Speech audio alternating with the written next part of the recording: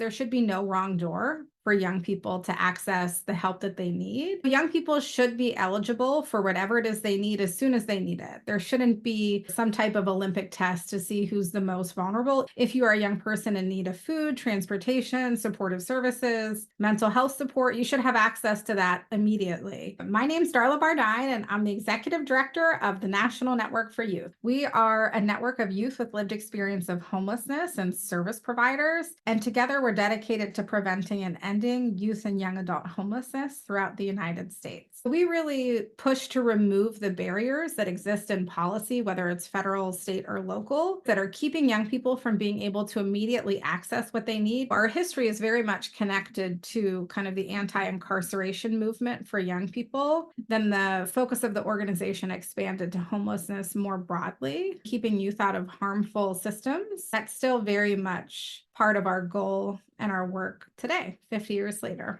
Often our young people are experiencing more hidden forms of homelessness and don't look like your, stereotypical person experiencing homelessness on the street. Because of that, they're often shut out or not prioritized. We don't think housing is the only solution when it comes to homelessness. Education has a critical role to play, as well as health, as well as employment, as well as transforming systems that do lead young people to experience homelessness, like the child welfare system, as well as the juvenile justice system.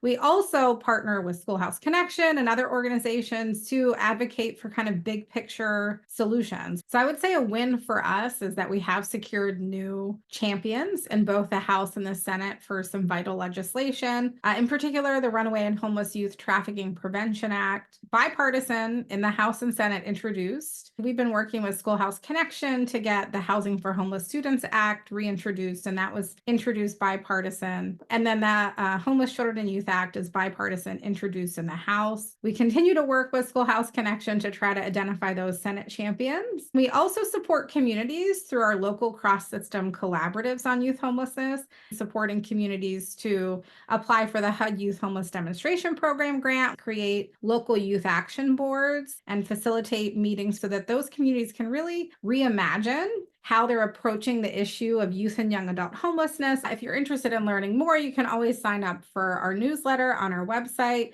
We are also a membership organization, so organizations can join, individuals can join, school districts can join. Our large number of members being able to mobilize folks for action and come together really is where our power lies within. And then we do have our Take Action Center on our website under our policy tab. You can just click a button and send emails to your elected officials and ask them to co-sponsor critical legislation to remove barriers to access for youth and young adults.